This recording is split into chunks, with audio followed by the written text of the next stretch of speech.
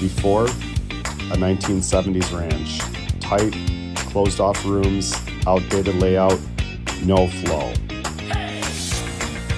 Kitchen stuck in one corner, living space disconnected, just didn't fit how people live today. We went structural, removed load-bearing walls, installed engineering beams to open it all up safely.